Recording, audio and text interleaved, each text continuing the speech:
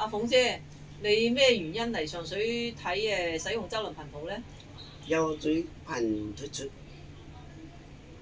然後腳痛，腳拗，腳肩痛。佢話咧腰間盤突出，引起咧個腳拗，即係成個腳好痛，做嘢都好辛苦啊！咁你好辛苦。咁你依家咧做咗即係嚟呢度睇咗28，今日第28日，咁啊有咩效果咧？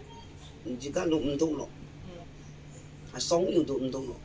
即係依家拉嘢做嘢都唔痛啦。雙腰啊！上樓即係行樓梯都唔痛啦。哦，咁啊周麟頻譜咁幫到你。咁你有冇食啲咩治療，即係輔助治療嘅保健品咧？你食嘢4套咯。牛七靈芝。食4套咯。佢食咗4套嘅牛七靈芝、牛七多糖同靈芝孢子粉。咁阿鳳姐咁周麟頻譜幫到你啊，唔需要打針同唔需要食藥。冇打針冇先味。係啊，咁啊唔需要打針，唔需要食藥，就幫到你解決你嘅痛症啦。係啊，咁啊你話周麟頻譜好唔好啊？好啦。係啊，周麟頻譜好。咁你有冇如果有朋友有冇即係話可以推薦下啲朋友過嚟睇啊？好。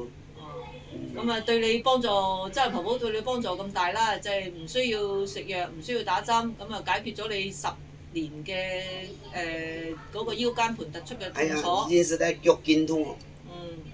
痛到腳拗。痛到唔行得咯，即係做嘢好辛苦啦，痛到咁依家咧可以解決咗你嘅痛楚啦，做嘢好輕鬆啦，好開心啊，開唔開心啊？開心。係啊，好，祝阿鳳姐身體健康啊，揾多啲錢。好啦。